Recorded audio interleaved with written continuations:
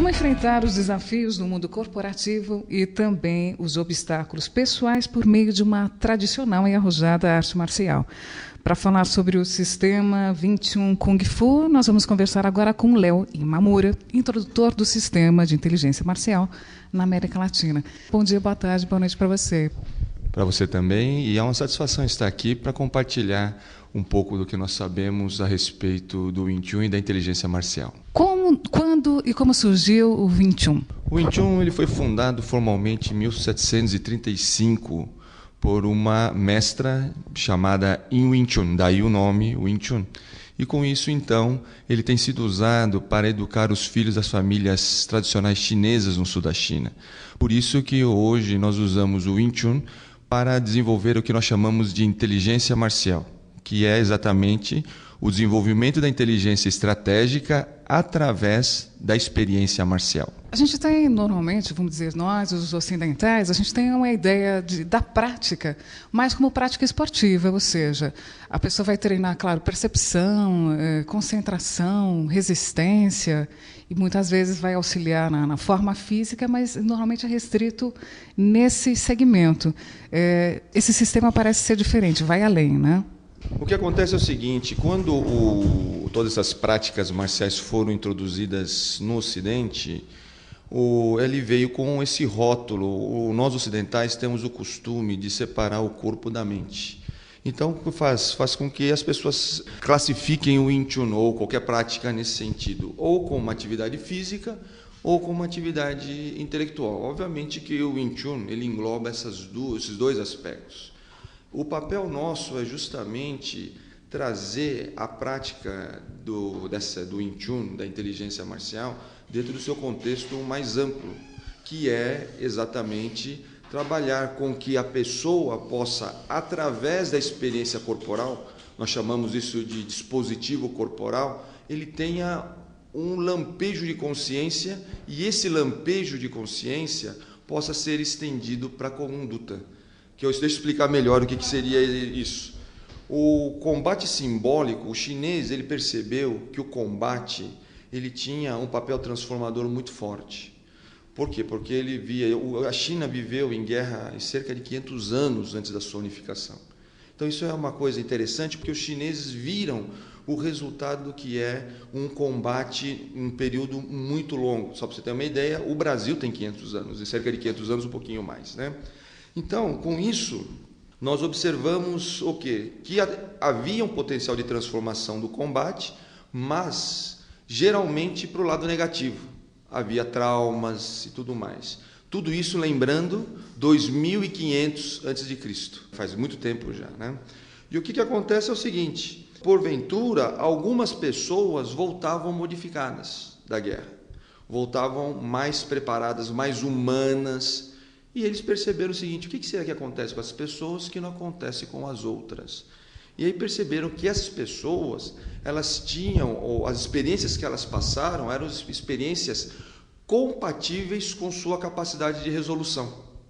E isso fez muita diferença. Daí a ideia, já 500 a.C., de se criar a ideia do combate simbólico para um processo de transformação da pessoa, ou seja, para o desenvolvimento humano. Então, isso vai desde a época de Confúcio e outros filósofos que valorizavam essas experiências que um discípulo de Confúcio, chamado Mencius, classificou como experiência significativa, utilizar o combate simbólico como experiência significativa para criar uma forma de experiência alavancadora, onde ele poderia, assim, a partir daquela consciência naquele momento, estender isso para o seu dia a dia, para o seu cotidiano. Eu queria assim, que você explicasse, mestre Léo, normalmente existem determinadas características, ou seja, determinado sistema de Kung Fu. Por ter sido criado por uma mulher, existem características que a gente possa dizer femininas nesse sistema? Receptividade ou resistência menor, algo assim? Exatamente, porque o combate simbólico, para ele funcionar como experiência significativa, ele tem que passar por um processo que Albert Galvani, que é um grande sinólogo, chamou de feminilização da guerra. O que é feminilização da guerra? A guerra, ela por natureza, ela é de natureza masculina. Agora, quando nós usamos estratégias femininas e qualidades femininas, como você mesmo mencionou, né, a percepção, a receptividade e tantas outras, o que acontece? Eu consigo utilizar essa característica eminentemente masculina com características femininas, conciliando ambas, e com isso, o que eu faço? Eu começo a perceber algo que é praticamente inédito. Eu percebo que através da percepção, de prestar atenção no outro, que nesse caso seria aquele que nós podemos colocar entre aspas, inimigo, oponente, nós começamos a perceber que ele que vai nos dar a resolução ou a solução da situação provocada por nós dois. Porque ele começa a dar as dicas, os sinais. Só que como nós já definimos de antemão que ele vai ser meu inimigo e ele deve ser destruído, então com isso nós ignoramos todo o potencial que existe na situação que ele oferece a mim. Muitas vezes, aliás, a maioria das vezes, inconscientemente.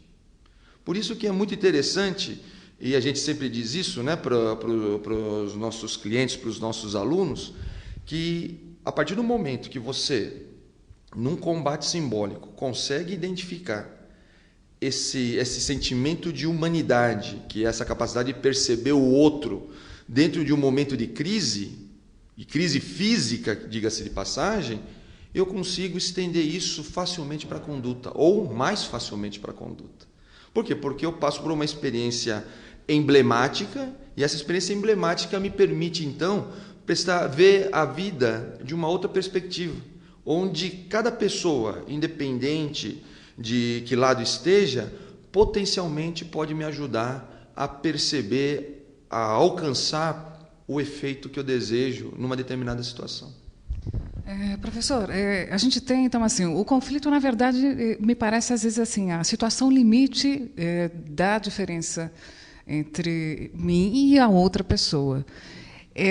Com a conduta, com o sistema, eu posso evitar, na verdade, essa situação de conflito? Seria esse o ideal? Ou na verdade, é a maneira de lidar melhor com o conflito, com a crise? Me fiz clara? Sim, eu acho que... E mais, essa pergunta ela é fundamental, porque um dos pontos que nós defendemos é que praticamente toda relação é um combate. Quero dizer o seguinte, a gente pensa sempre numa relação harmônica, mas para essa relação ser harmônica, eu tenho que constantemente estar prestando atenção no outro, me ajustando o tempo todo, como, por exemplo, essa nossa conversa aqui.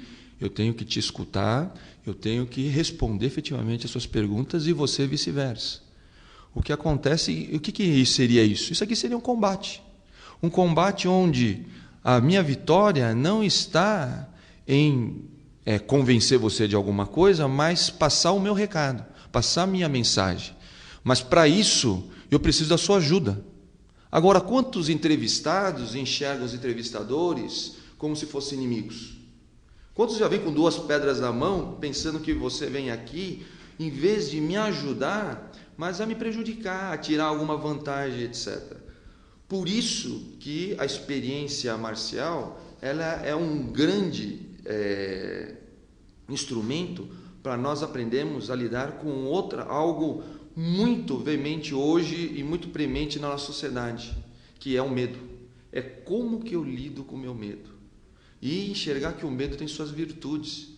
E mais do que isso, né, enxergar que eliminar o medo é uma fantasia. E mais importante que eliminar o medo é eu saber como lidar com ele e tirando virtudes dele no sentido do quê? Porque com o medo eu também me torno uma pessoa precavida, uma pessoa atenta, uma pessoa realmente a escutar o que você tem para falar para mim e não simplesmente esperar meu tempo para continuar falando, como muita gente faz, né? Então não há o diálogo. Então isso eu classifico como combate. Então mesmo quando, né, você está numa relação afetiva, é muito importante que você encare como um combate, mas não um combate para derrotar o outro, para ver quem que fica com controle remoto ou coisa assim, né? Mas o combate no sentido de ver por que será que a pessoa quer o controle remoto? Por que será que ela quer assistir aquilo? Porque se ela gosta tanto de mim, por que ela não permite com que eu assista também o meu programa? E como que nós vamos negociar essa relação? Né?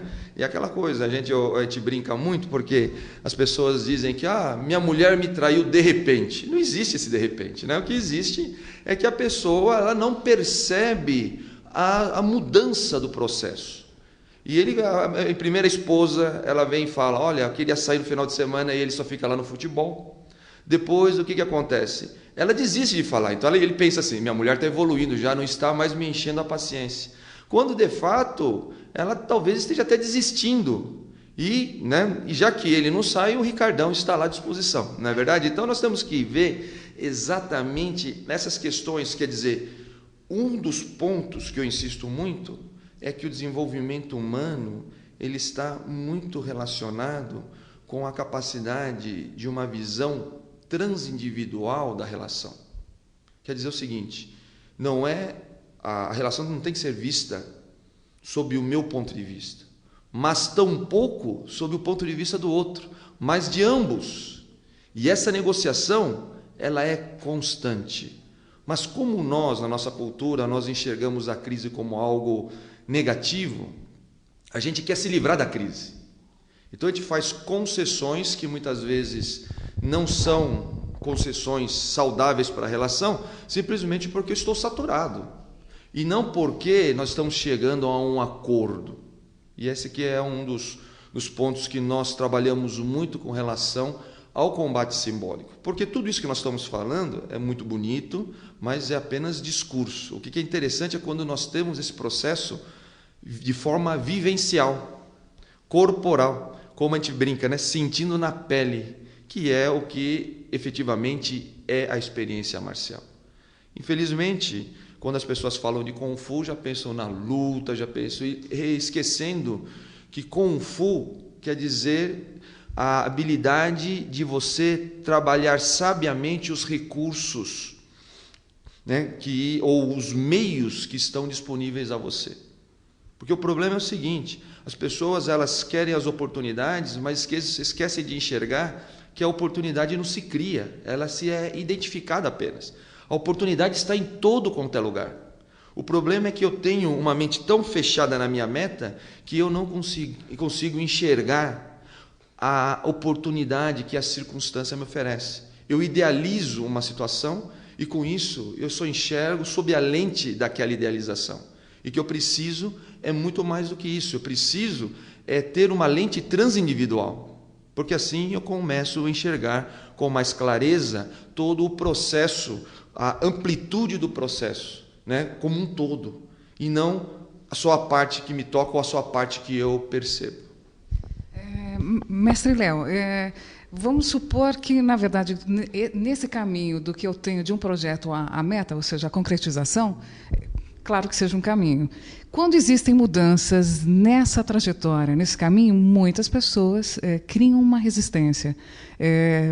Eu sei que você comentou agora há pouco, falou um pouco de mudanças. Eu queria que você comentasse a esse respeito.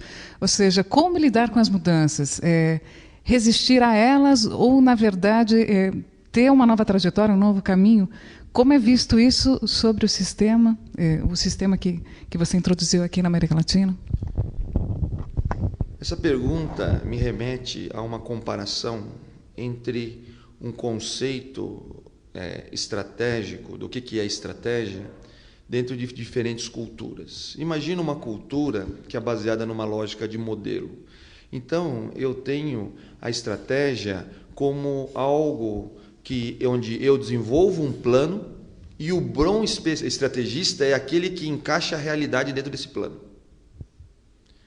Quando nós estamos falando de uma lógica de desenvolvimento, que é o caso do sistema Wing Chun, onde o sistema Wing Chun é baseado na cultura chinesa, e a cultura chinesa ela é baseada na lógica de desenvolvimento, você percebe que o estrategista é aquele que se apoia no potencial inscrito em cada mudança. Quer dizer, a mudança para ele é uma forma de se adaptar para que ele possa alcançar o efeito desejado.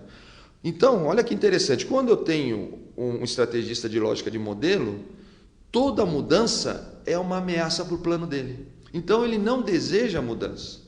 Se você se recordar, você vai lembrar que o livro mais importante, o clássico mais importante da China, é o que se chama de I Ching, que é o clássico da mutação, que é o livro da mudança. Por quê? Porque a cultura chinesa ela foi erigida exatamente nesse período que eu falei para você, de 500 a.C., que foi um período de muitas guerras, e o chinês desistiu de modelizar, né? Esse é uma espécie de neologismo que eu criei, né? Modelizar a realidade. Quer dizer, ele desistiu, ele falou, olha, desisto, não dá certo modelizar a realidade, então o negócio é me apoiar na mudança, porque o tempo todo tudo está mudando.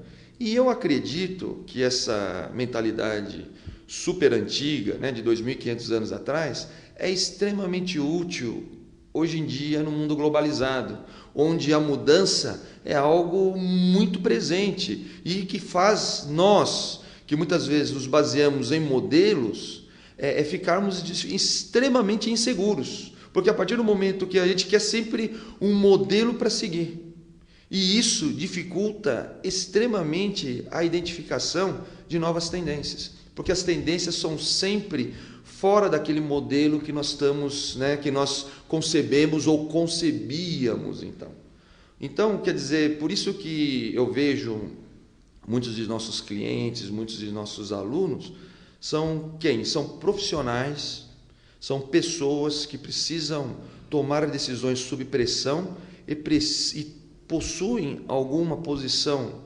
estratégica onde eles precisam estar enxergando não a tendência, mas a tendência que está se criando.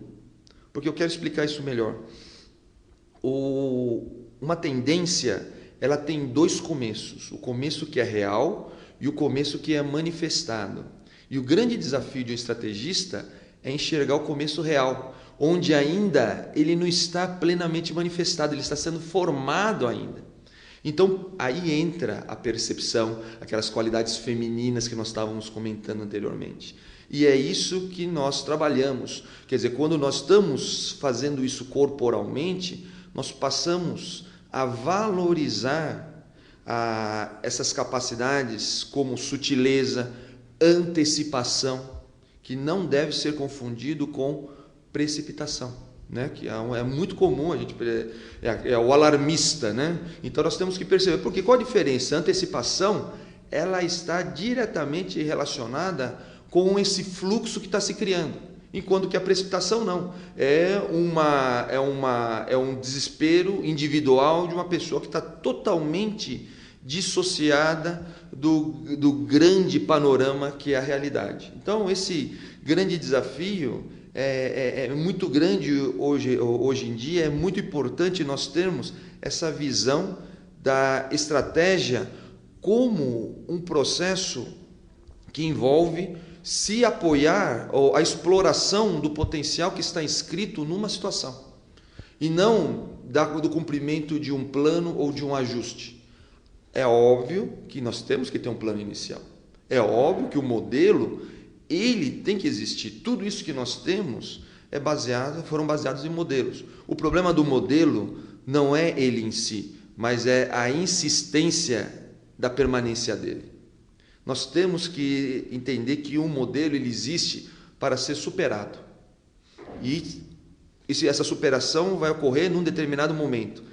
E identificar esse momento, que é uma das coisas mais difíceis hoje em dia, né? Porque está tudo mudando. E como é que eu vou identificar qual que é o modelo, qual é o momento certo para abrir mão desse modelo para aceitar um modelo novo? Né? Então, você observa hoje uma das instituições mais antigas, se não a mais antiga que nós conhecemos, que é a Igreja Católica, ela está passando por esse desafio. Né? Que é um desafio, é claro, é fácil fazer uma crítica à Igreja. Mas é difícil você ver o tamanho que ela tem e a tradição que ela representa, fazer todas essas mudanças e entender quais são as mudanças que são extremamente necessárias para o momento que nós estamos vivendo.